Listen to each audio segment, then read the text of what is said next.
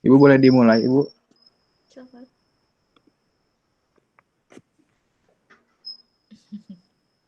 Mulai aja ya. Assalamualaikum warahmatullahi wabarakatuh. Ibu, perkenalkan, nama saya Akbar Maulana Sadewa.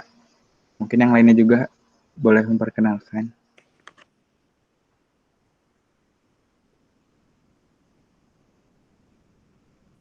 Dulu, sok lu. Saya dulu aja.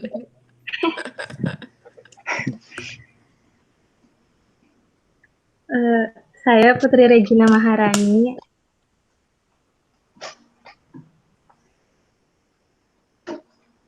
Saya Hairani Aulia.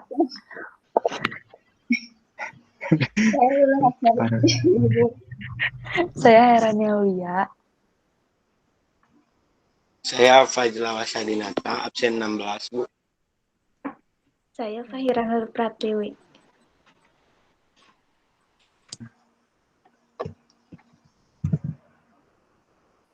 Ibu hilang. Mana Bu, bentar Bu.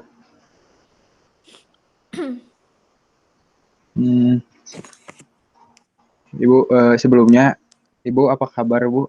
Sehat Bu? Alhamdulillah baik. Alhamdulillah Tapi baik. banyak kerjaan, jadi saya juga pusing. Maaf mengganggu waktunya Ibu. Aduh. Nggak apa-apa.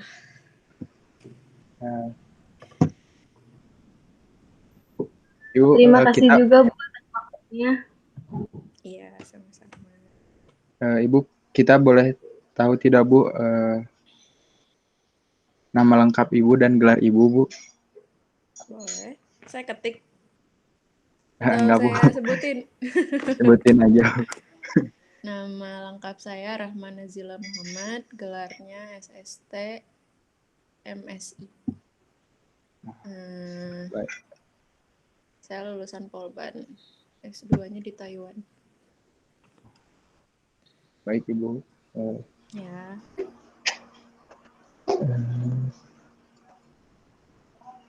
Kan menjadi dosen Ibu menempuh pendidikan yang cukup panjang ya Bu ya. Bagaimana itu Bu melewati prosesnya? Apakah susah atau banyak kendala itu Bu? Kalau di Polban, susah nggak ya? Lumayan sih. Karena waktu itu sebenarnya saya masuk akuntansi itu bukan keinginan saya. Jadi kayak dulunya saya pengen jadi dokter nih.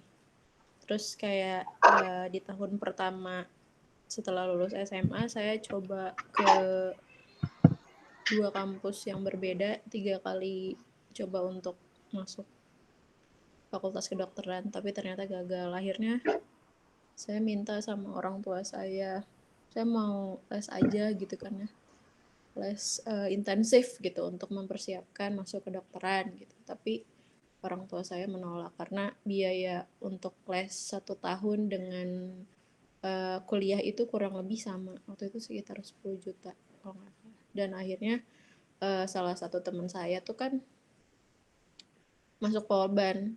Sebelumnya saya nggak tahu Polban itu di mana, Polban itu apa. Tapi akhirnya saya jadi kuliah dan bekerja di Polban gitu. Mungkin takdirnya mulainya dari situ gitu. Saya nyoba, terus awal-awal kuliah saya belum sepenuh hati kuliah di Polban, tapi setelah lihat nilai karena belajarnya awal tingkat 1 itu saya asal-asalan gitu. Pas ngelihat nilai jelek banget. Nah, dari situ saya berusaha untuk memperbaiki nilai saya gitu. Dan dulu di Polban itu pertama kuliahnya dari pagi sampai sore. Tingkat 1 tuh dari jam 7 sampai jam 5 kalau nggak salah. Udah gitu tugasnya banyak banget. Sabtu Minggu itu masih nugas gitu. Tapi karena kita itu satu kelas orangnya ganti-ganti kan gitu, jadi terbantu gitu, jadi deket banget akhirnya sampai sekarang gitu.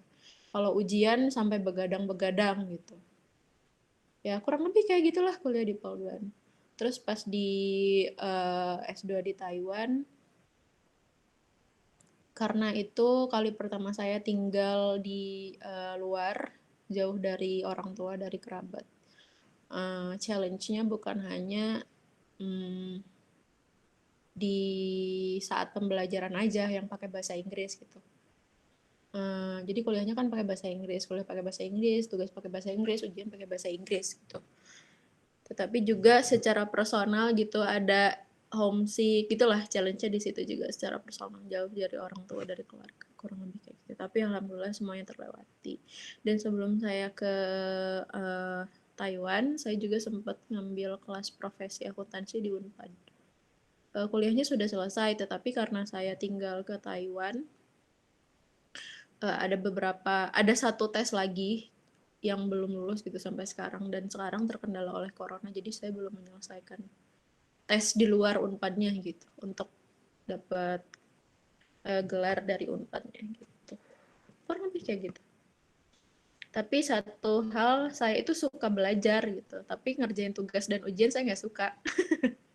Tapi saya suka gitu, jadi ketika saya belajar di kelas, ketika saya tahu hal baru, itu tuh ada kayak kepuasan tersendiri aja gitu.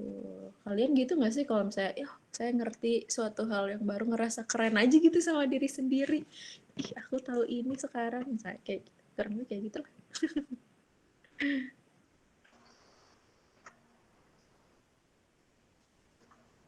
Baik, terima kasih Ibu.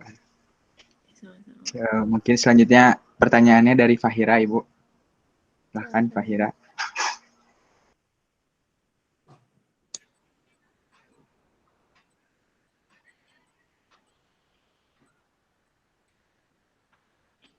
Kalau boleh tahu Bu, kenapa Ibu tuh memilih jurusan akuntansi tersebut gitu? Dan selama menjadi dosen di Polban, ada pengalaman menarik yang menurut Ibu? Selama menjadi dosen di Polban, fun fact-nya adalah yang pilih jurusan akuntansi bukan saya, tetapi bapak saya. Jadi dulu saking kayak udah kamu katanya kuliah aja, nggak mau, aku mau les aja gitu kan ya. Enggak, kuliah aja katanya, biayanya sama kayak kamu les katanya gitu. Akhirnya saya ke Polban, kan itu pameran hari terakhir ke Polban, saya ngambil brosur-brosur gitu, jurusan-jurusan apa aja di Polban, terus saya pulang ke rumah gitu. Kamu mau ngambil jurusan apa? Tanya bapak saya kan. Nggak tahu, saya bilang gitu. Udah kamu ngambil jurusan ini aja ya? Ya. Terus pilihan duanya mau apa? Nggak tahu gitu kan. Ini aja ya? Iya. Jadi intinya saya ngambil jurusan akuntansi adalah atas saran bapak saya. Karena saya juga udah terserah aja lah gitu. Yang penting kuliah gitu. Tapi alhamdulillah ternyata lulus pilihan 1. Mungkin pertimbangan bapak saya adalah saya dari kecil suka matematika. Saya suka gitu. Dulu saya nggak bisa sama sekali bahasa Inggris. Jadi pas SD, enggak, dari kecil, umur 4 tahun itu saya udah belajar matematika. Kalau nggak salah sebelum saya masuk sekolah TK, saya itu udah bisa hitung perkalian. Dan itu tuh nggak tahu, saya suka aja gitu. Ayah saya kayak suka ngasih saya soal gitu ya. Terus kayak, nih dikasih soal, Bapak ini udah gitu, mau lagi soalnya. Dulu kayak gitu. Saya juga sempat menang Olimpiade Matematika, tapi cuma sampai tingkat kecamatan dulu pas kelas 5 SD kalau nggak salah. Saya kalah di tingkat kota karena saya nggak bisa bahasa Inggris. Waktu itu pas Olimpiade Matematika tingkat kota, ternyata soal esainya itu pakai bahasa Inggris. Dan saya tuh nggak ngerti sama sekali. Nah dari situ saya bilang, maksudnya saya punya tekad dalam diri saya kalau saya harus bisa bahasa Inggris. Gitu. Jadi walaupun bahasa Inggris saya nggak, ya lumayan lah ya di segini mah gitu, daripada nggak sama sekali gitu. Tapi itu membutuhkan proses yang panjang gitu untuk bisa seperti itu. Jadi mungkin pertimbangannya adalah karena bapak saya melihat bahwa saya ada kecenderungan suka matematika, suka menghitung, makanya dipilihin akuntansi gitu. kalau kenapa saya nggak ngambil teknik, padahal saya suka banget biologi gitu, saya suka banget, nggak banget sih, saya suka kimia, tapi dulu saya soalnya IPA pas SMA. Tapi saya nggak suka, saya nggak bisa sama sekali sama fisika. Logikanya tuh nggak dapet dari dulu gitu. Jadi mungkin itu pertimbangannya kenapa pilih akuntansi. Dan pada akhirnya setelah saya ngeh gitu kayak, kok nilai saya jelek banget sih. Nah dari situ saya berusaha untuk memperbaiki hal itu. Nah, apa tadi yang kedua, pertanyaan kedua? Selama jadi dosen gimana? Tadi pertanyaan keduanya gimana, Pak Hira? Dia denger nggak? Tentang pengalaman menarik Bu sebagai dosen di Polban. Tahun ini adalah tahun kedua saya ngajar di Polban. Jadi setelah lulus dari Taiwan 2 tahun lalu, sekitar bulan akhir Juli 2018, 1 bulan kemudian saya langsung mengajar di Polban. Kenapa bisa kayak gitu? Karena saya dapat beasiswa untuk calon dosen, yang artinya setelah saya selesai pendidikan, saya harus langsung mengabdi gitu sebagai dosen. Karena kebetulan bapak saya juga adalah dosen gitu. Setelah gagal menjadi dokter, kemudian melihat beberapa dosen yang inspiratif dan juga ada dorongan yang sangat kuat dari bapak saya, akhirnya saya memutuskan untuk jadi dosen. Jadi ketika lulus dari Polban semua orang mencari kerja, saya mah nggak mau kerja. Udah mah gak mau kerja, didukung lagi sama bapak saya. Udah, kamu jangan kerja, kamu langsung aja terusin sekolah. Soalnya kalau misalnya udah tahu uang, nanti kamu gak mau sekolah, katanya gitu. Dan saya mah disuruh kayak gitu mah senang-senang aja, karena saya nggak mau kerja. Tetap dikasih uang jajan dari orang tua saya. Gitu. Selama di Polban, pertama kali ngajar rasanya nervous, karena saya belum pernah, saya nggak punya pengalaman ngajar sebelumnya, but saya ngerasa enjoy aja gitu. Emang awalnya nervous, tapi setelah ngomong tuh kadang suka keterusan aja gitu, kayak sharing pengalaman, bukan hanya sharing materi kepada mahasiswa gitu. So far saya suka sih, walaupun kayak sekarang juga saya banyak kerjaan, bukan banyaknya tuh kalau misalnya pengajaran sih saya masih bisa ya enjoy gitu. Kadang ada beberapa hal yang harus saya kerjakan di luar pengajaran yang saya masih kaget gitu. Nah, 2 tahun pertama ini adalah fase di mana awal-awal saya masih awal-awal pengalaman saya mengajar. Jadi kadang kalau misalnya ada hal baru gitu yang saya kerjakan, masih rada kaget aja gitu, dan mencoba beradaptasi gitu kan. Kalau misalnya 2 tahun terakhir inilah udah lumayan enak lah gitu ngajar di kelas. Oh harus kayak gini, oh harus kayak gini. So far. Terus yang saya suka adalah kalau misalnya ngajar di kelas, saya tuh suka lihat muka mahasiswa satu-satu dan ekspresi mereka. Lucu aja gitu ngeliat ekspresinya beda-beda, ada yang ngantuk, ada yang excited, ada yang males, ada yang lucu aja gitu. Terus gimana karakter tiap mahasiswa berbeda gitu. Lebih seneng ke berinteraksinya aja sih sama manusia, sama siswa gitu. Gitu. Udah cukup jawabannya atau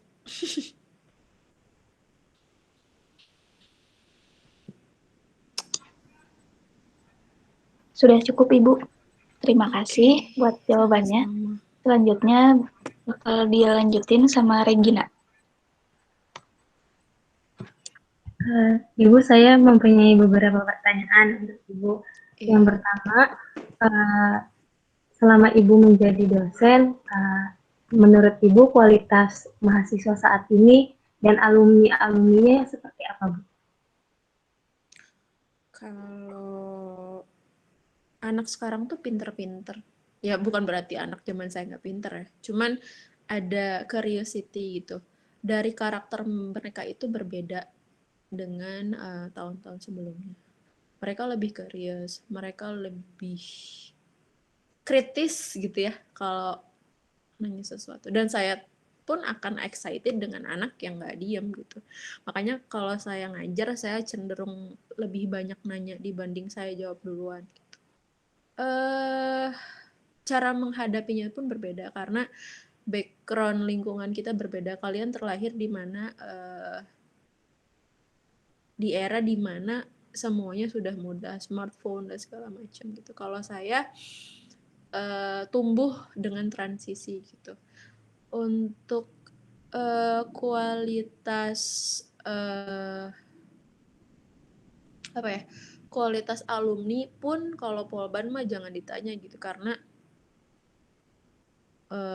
kita itu diploma dan banyak dicari oleh kayak perusahaan-perusahaan gitu.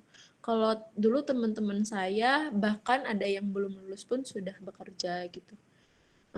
Apalagi yang anak-anak teknik gitu, mereka sebelum lulus banyak yang udah bekerja di perusahaan karena mungkin mereka pada saat KP-nya terus kayak kelihatan nih skill anaknya tuh bagus gitu, well knowledge gitu, mereka pengetahuannya juga bagus gitu, relate sama perusahaan tertentu, jadinya langsung ditawarin untuk kerja di situ gitu. Bahkan ada beberapa yang misalnya belum wisuda aja udah kerja gitu, kadang ada yang nggak ikut wisuda. Untuk anak yang zaman sekarang dari karakter gini, kalau dulu saya tuh takut banget sama yang namanya dosen. Kayak bagaimana mereka berinteraksi anak yang mahasiswa sekarang sama yang dulu berbeda. Mungkin sekarang mereka lebih santai gitu ya, kalian lebih santai. Tapi kalau saya intinya saling menghargai aja lah gitu. Ada beberapa ada beberapa dosen yang kadang suka, kenapa sih anak sekarang tuh kayak gini gitu, soal attitude-nya ya. Tapi saya tidak mengeneralisasi bahwa semua anak itu attitude-nya kurang baik. Tapi untuk sebenarnya itu mah kita sebagai dosen bagaimana aja cara pendekatan kita kepada anak itu. Kalau saya tipenya yang kadang saya karena saya tipe yang suka observasi gitu ya anak-anak di kelas. Nih kok dia karakternya kayak gini, kira-kira kenapa gitu. Terus kayak atau mungkin ada background keluarganya, apakah dia memang cari perhatian atau ada hal-hal lain, faktor-faktor lain yang anak ini tuh sebenarnya baik gitu. Sebenarnya apa sih yang bikin dia demotivasi, kurang lebih kayak gitu. Jadi mungkin ada perbedaan karakter aja untuk anak-anak tahun sekarang. Misalnya awal-awal anak-anak yang baru sekarang gitu. Kurang lebih kayak gitu.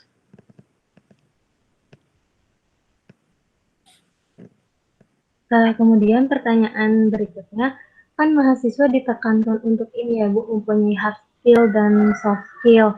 Nah menurut Ibu, cara terbaik mahasiswa menekankan kedua hal tersebut itu seperti apa Bu? Hard skill itu maksudnya gimana? Kayak dia Kan kalau kayak soft skill tuh kayak lebih ke kepribadian gitu ya Bu ya. Nah kalau misalkan hard skill tuh kayak misalkan contoh orang yang suka hobi sepak bola, dia menekankannya dengan cara yang cara menendang dengan baik, yang kayak gitu juga Bu. Gini aja intinya untuk memiliki, kalau soft skill kan lebih ke kepribadian. Kalau pribadi saya ya, lebih baik diam daripada berkata tidak baik. If you do something that will hurt others, then just be quiet gitu. Jadi jangan. Nah itu soft skill kepribadian, bagaimana kita memperlakukan orang lain dengan baik kan, gitu. Kalau misalnya soft skill, hard skill itu ya bagaimana kita mengasah mungkin ya, mengasah keterampilan kita aja dengan berlatih gitu kan ya. Ada yang suka main sepak bola atau musik gitu. Ya itu mah rajin-rajin kalian mahasiswa untuk berlatih aja. Karena seperti ilmu yang kita dapat gitu ya, pemahaman yang kita dapat ataupun hard skill yang kita dapat itu kan tidak serta-merta hanya datang begitu saja pada kita kan. kita pun harus ada usaha. Kalau hard skill ya dengan latihan gitu, dengan terus latihan, mengulang-ulang gitu. Kalau misalnya soft skill mah intinya berbuat baik aja sama orang lain gitu. Kalau misalnya ucapan kita nantinya akan menyakiti orang lain, ya mending diem aja. Ataupun sikap kita ataupun apa yang kita lakukan akan menyakiti orang lain, diem aja. Intinya mah berpikir aja gitu sebelum melakukan atau mengucapkan sesuatu untuk soft skill gitu. Kalau soft skill di leadership mungkin bisa diasah dengan kalian menjadi ketua kelompok atau enggak kalian ikut organisasi di Polban misalnya, bukan hanya misalnya himpunan ataupun ada organisasi-organisasi UKM yang lainnya gitu, mencoba untuk ikut serta dalam misalnya ada acara kalian menjabat sebagai apa, nanti secara alamiah akan ada soft skill leadership itu di dalam diri kalian, mungkin seperti itu. Nah, baik Ibu, terima kasih pertanyaannya sudah cukup menjawab. Kemudian akan dilanjutkan dengan Ibu. Oke. Saya Lulu izin bertanya, Bu. Pertanyaan pertama, apakah Ibu hanya mengajar mata kuliah akuntansi biasa aja atau ada mata kuliah lain? Terus Ibu mengajar di kelas dan prodi apa? Awal pertama saya masuk Polban, saya itu ngajar pengantar akuntansi 1 di program studi D3 akuntansi, kemudian akuntansi sektor publik di kelas 2 MA kalau nggak salah. Kemudian ngajar pengantar teknologi informasi di D4 akuntansi. Nah, baru semester 2-nya tahun berikutnya, berarti tahun kemarin ya, saya mulai ngajar akuntansi jasa di D4 AB, yang jadi kalau sekarang mah kelas 2-nya. Terus saya juga pernah ngajar pajak, perpajakan itu hanya setengah semester di D4 kelas 3 keuangan syariah, karena waktu itu ada teman yang kecelakaan dan saya jadinya tim dosen gitu. Saya menggantikan dia selama setengah semester. Kemudian mata kuliah akuntansi keuangan di D4 keuangan syariah. Kemudian sekarang juga mengajar akuntansi keuangan menengah 1 di D3 akuntansi. Tahun kemarin saya mengajar pengantar akuntansi 2 juga di D3 keuangan perbankan, kemudian D3 akuntansi, udah ya. Terus kalau yang pengantar akuntansi 1 tuh pernah di D3 akuntansi, di D4 akuntansi syariah, di D4 keuangan syariah dan juga D3 keuangan perbankan. Udah lumayan banyak sih. Jadi kalau mata kuliahnya mah pengantar akuntansi 1, pengantar akuntansi 2, akuntansi keuangan menengah 1, akuntansi jasa, perpajakan, kemudian sama akuntansi sektor publik dan pengantar teknologi informasi. Ada 8 mata kuliah berbeda yang udah saya ajar. Gitu. Dan Bu, buat pertanyaan kedua, kan mahasiswa itu dituntut memiliki etika yang baik. Nah, menurut Ibu itu bagaimana etika yang baik dari mahasiswa kepada dosen? Kalau etika yang baik intinya sopan sih. Sopan itu bukan berarti takut ya. Sopan itu menyampaikan pendapat ataupun ada unggahan, pokoknya cara berkomunikasi yang sopan aja gitu, dengan bahasa yang baik, dengan body language yang baik gitu, tidak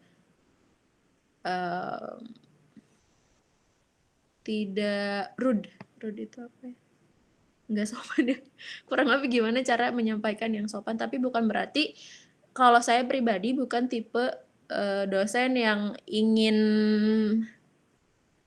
kayak takut gitu mahasiswa, enggak. Kita bisa berkomunikasi gitu selayaknya dosen dan mahasiswa, selayaknya teman, misalnya selayaknya kepada yang lebih muda gitu, tapi dengan yang baik aja gitu. Caranya gimana sih gitu ngomong dengan cara yang baik gitu. Karena ya tidak bisa dipungkiri juga bahwa kita ada budaya timurnya kan gitu.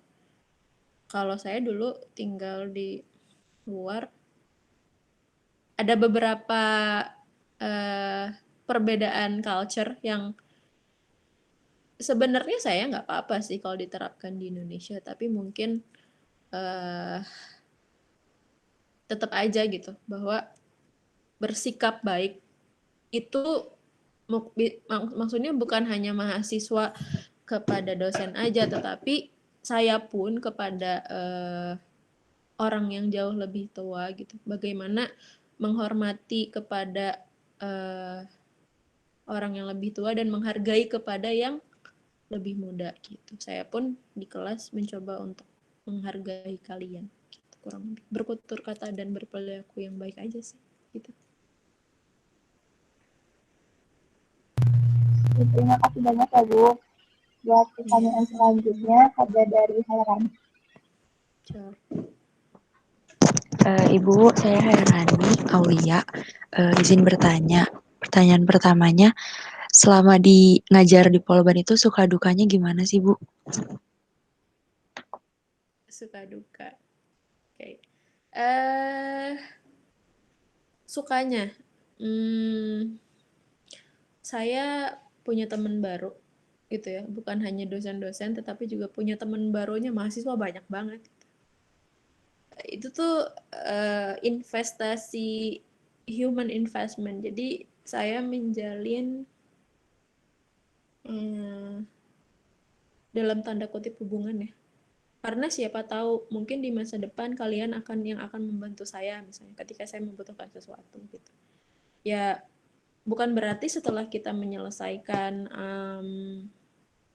perkuliahan ini gitu tiba-tiba nggak kenal, nggak gitu juga kan. Kalau misalnya suatu saat kita ketemu di luar itu saling sapa misalnya, atau nggak kayak cerita sekarang kerja di mana gitu, gimana, kurang lebih ini menjalin silaturahmi dengan lebih banyak lagi orang.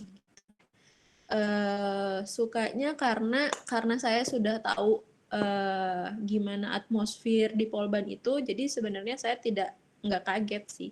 Saya lingkungannya yang sangat familiar, kurang lebih kayak gitu. Apalagi ya, kalau Polban tuh kalau dosen-dosennya cenderung sangat fokus gitu dalam mengajar. Jadi mereka tidak ada kayak competition tuh enggak gitu, antar dosen tuh enggak. Kita sama-sama kayak saling membantu gitu. Kalau misalnya ada dosen yang ngajarnya banyak banget nih gitu dan biasanya butuh dibantu, biasanya kita saling bantu aja, kayak bagi-bagi nih, ini kebanyakan bisa tolong digantiin nggak, ya udah gantiin gitu, kurang lebih kayak gitu. Orang-orangnya aneh sih, maksudnya nggak ada yang sampai nggak sampai bikin stres gitu kerja tuh enggak. Saya happy aja gitu ngajar di Polban karena memang seniornya juga sangat membimbing gitu ya, sangat mengayomi. Ketika kita salah pun ditegur, tapi memang tegurannya itu memang lebih ke kinerja kita gitu, dikasih tahu kamu tuh harusnya kayak gitu, bukan yang secara personal dijulidin, enggak ada kayak gitu. Alhamdulillah gitu, seniornya baik-baik semua. Dan karena seniornya juga dulunya kan dosen-dosen saya, jadi saya juga merasa diayomi gitu dengan yang senior gitu. Kalau dukanya adalah ngajar ya. Kadang kalau misalnya si jadwalnya bentrok banget gitu ya sama dosen yang lain itu, karena hampir setiap dosen itu jadwal atau mata kuliah yang diampunya tuh banyak banget jamnya. Kan beda ya sama universitas, kalau di politeknik itu jamnya tuh panjang banget. Sampai kalau misalnya praktek itu satu SKS itu 3 jam pelajaran. Itu untuk satu SKS. Bayangin nggak yang 3 SKS. Jadi bisa sampai seharian tuh 9 jam untuk yang praktek kayak di teknik gitu. Kalau di akuntansi sendiri prakteknya nggak terlalu banyak gitu. Tapi yang itu jamnya sangat panjang. Tapi kadang walaupun misalnya kita jamnya panjang pun gitu ya, kadang ngejelasin di kelas aja tuh masih kekurangan waktu gitu. Jadi suka dukanya misalnya kalau misalnya jadwalnya lagi bentrok antar dosen, ada misalnya yang di satu hari malah jadi kayak full banget, bisa dari jam 7 pagi sampai jam setengah 5 sore. Itu capek banget sih, kayak bayangin aja kalian dari pagi sampai sore ngomong di depan kelas. Kalian suka ngerasa nggak sih kalau abis belajar gitu ya, lama gitu, setelahnya tuh kayak lapar banget, capek banget gitu. Kayak capek mikir gitu kan. Iya kan? Kayak gitu. Nah, kurang lebih kerjaan dosen tuh kayak gitu. Karena kita itu dituntut, kalau misalnya kayak, kalau awal-awal ya kayak saya, kita tuh pertama yang harus dilakukan adalah kita nyiapin dulu materi. Setelah nyiapin materi, nanti kan di kelas jelasin. Setelah jelasin, mungkin nanti ada tugas yang harus diperiksa, kita periksa lagi. Kemudian kalau misalnya nggak gitu, nanti nyiapin materi lagi atau ngasih nilai kan kayak gitu. Nanti kita nyiapin materi gitu siklusnya. Jadi untuk pertama-pertama, untuk awal-awal saya ngajar ya, itu bener-bener capek banget sih. Karena mungkin ya belum terbiasa. Tapi kalau misalnya kayak materinya udah ada, kita tinggal masuk ke kelas misalnya, jelasin, ngobrol gitu kan ya, kayak udah terbiasa dengan materinya, dengan pertanyaan yang kira-kira akan ditanyakan sama kita. Itu enggak jadi gimana-gimana sih. Paling di jadwal aja sih kalau di Polban. Kadang kan kita juga karena kalau jadi dosen itu pekerjaannya ya, tugasnya itu ada 3, pengajaran, penelitian, dan juga pengabdian kepada masyarakat gitu. Kenapa gitu ya, pekerjaan dosen itu seolah-olah kayak santai banget, padahal mah enggak gitu. Kita tuh memang ngajar, tetapi kan waktu-waktu yang fleksibel di luar itu kita gunakan untuk penelitian gitu. Kita gunakan untuk pengabdian kepada masyarakat. Jadi kalau misalnya bisa dibilang, bisa misalnya dari bangun tidur nih saya kerja, tapi bisa sampai malam gitu, bisa nonstop kayak gitu. Cuman yang waktunya aja, waktu jam ngajarnya aja yang misalnya cuma jadi 4 hari, 3 hari gitu. Tetapi di luar waktu itu, misalnya kita kerjanya di rumah, nulis penelitian dan segala macam gitu. Kurang lebih itu sih sejauh ini. Sama satu lagi, Ibu. Kalau menurut Ibu, di masa agar mahasiswa tetap semangat dalam mengikuti perkuliahan itu gimana di masa pandemi kayak gini? Di masa pandemi, kalau misalnya kalian capek wajar, kalau misalnya kalian stres wajar. Kayak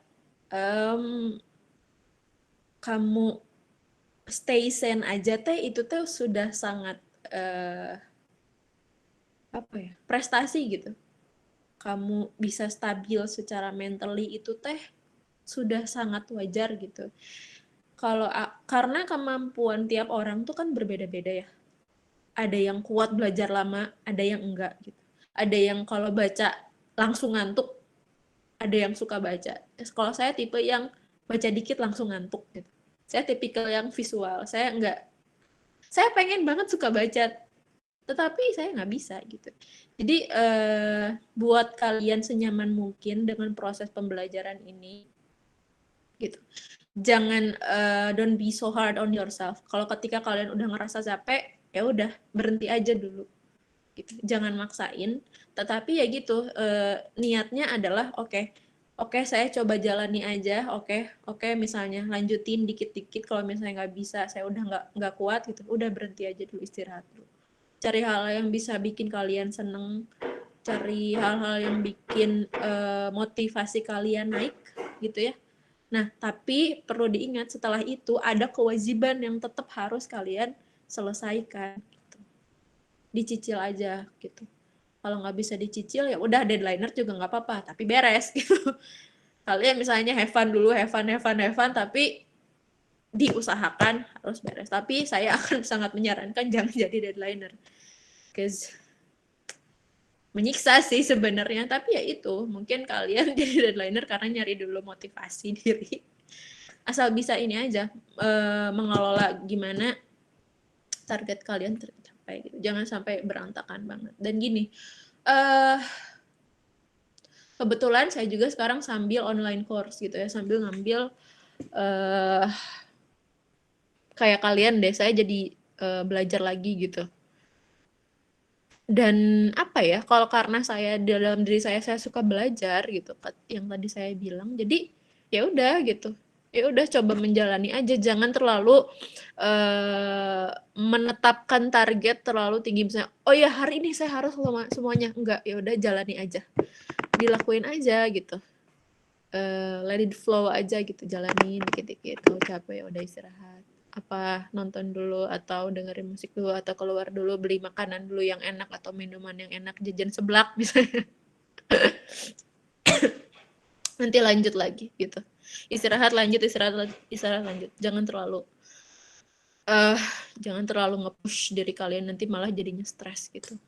Kalau bosan misalnya lihat laptop terus, telepon teman atau video call atau keluar sebentar ke rumah teman gitu. Ya hindari aja, asal tetap menaati protokol kesehatan gitu sih. Bagaimana kita menjaga diri kita ya, bukan hanya secara fisik tetapi secara mental juga itu harus dijaga. Itu penting banget gitu. Makasih Ibu atas jawabannya. Selanjutnya pertanyaannya akan disampaikan oleh Faz. Oke. Baik, Ibu, untuk pertanyaan selanjutnya. Bagaimana tanggapan Ibu mengenai sistem pembelajaran saat ini? Online. Oke. Karena kalau lagi kayak gini nggak ada lagi kan sistem pembelajaran yang lain. Kita udah kita forbid untuk dilarang gitu kan ya untuk mengumpulkan massa dan segala macam. Ya, upaya Polban sendiri saat ini adalah menyediakan wadah atau tools gitu ya, berupa e-learning, dan juga Polban memberi fasilitas kepada dosen-dosen yang belum dengan matang memahami bagaimana prosesnya gitu. Karena yang struggle di sini lebih ke dosen-dosen yang senior gitu, yang mereka harus benar-benar beradaptasi. Mereka sangat kaget dengan keadaan yang semuanya online. Makanya kita coba saling menghargai aja gitu. Walaupun misalnya kita ketika kelas online cuman fokusnya 10 menit pertama gitu kan ya, kesananya udah nggak tahu gitu kan ya, dari 60 menit dari 100 menit itu kan 2 jam ya, dari 2 jam atau 3 jam pelajaran hanya 10 menit atau 15 menit yang masuk, at least we've been there gitu. Kita mencoba mendengarkan walaupun misalnya nggak ada materinya sangat sedikit yang masuk. Kalau lagi sistem online kayak gini, gimana caranya kita menghargai satu sama lain? Kita menghargai mahasiswa, dosen menghargai mahasiswa, dan mahasiswa menghargai dosen gitu. Coba untuk menghargai gimana usaha mereka gitu untuk mempersiapkan bahan gitu, bagaimana usaha mereka untuk belajar gitu, untuk bisa menjalankan kelas walaupun online dengan keterbatasan mereka gitu dengan kuliah online ini.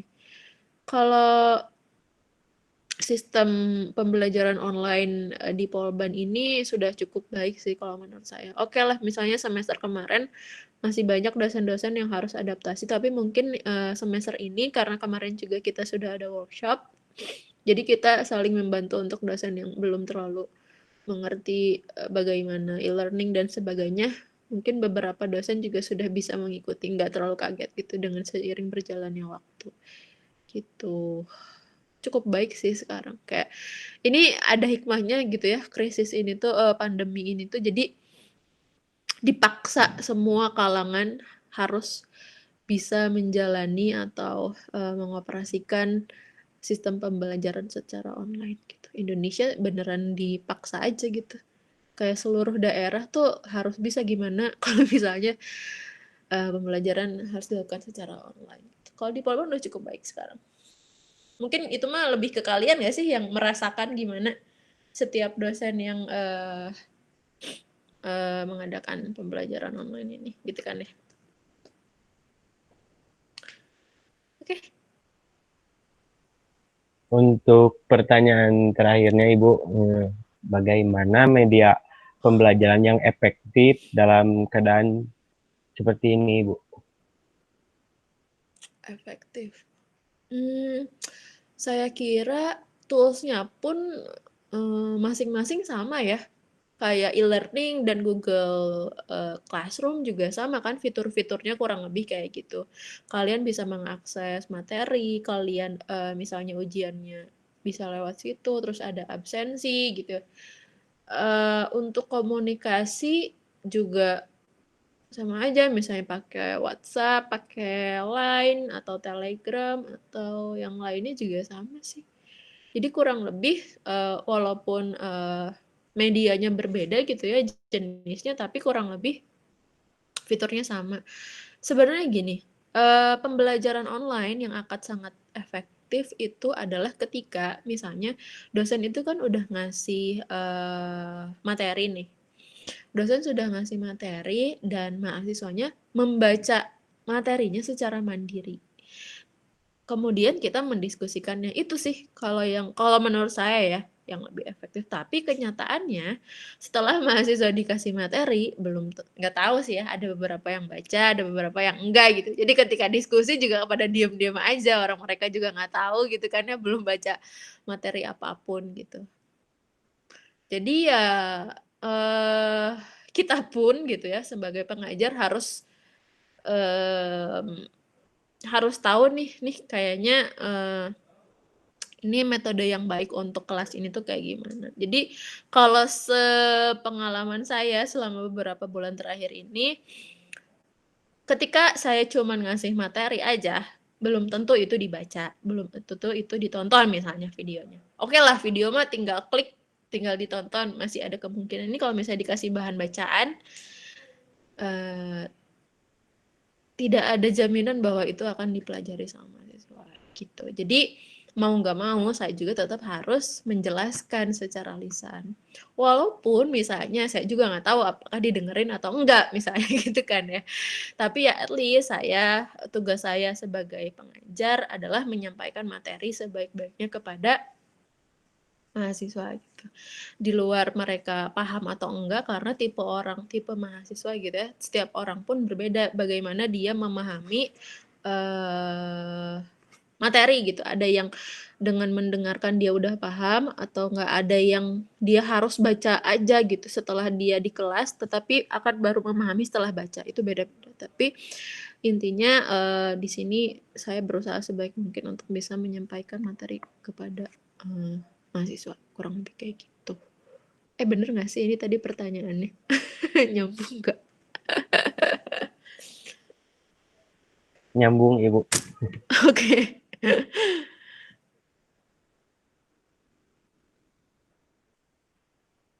Baik, Ibu, terima kasih. Untuk beberapa pertanyaan sudah kami sampaikan dan jawabannya sudah cukup puas. Untuk selanjutnya, kembali terima kasih banyak sebelumnya Ibu. Mohon maaf ini waktu weekend Ibu, jadi keganggu sama kelompok kita. Gak apa-apa kok, saya juga masih kerja. Ya, jadi hitung-hitung ini mah ngobrol aja. Lagi istirahat. Gitu. Iya, makasih Ibu. Selanjutnya, bila mana ada yang mau disampaikan dari kalian, silahkan. Atau mau nanya di luar tugas juga boleh.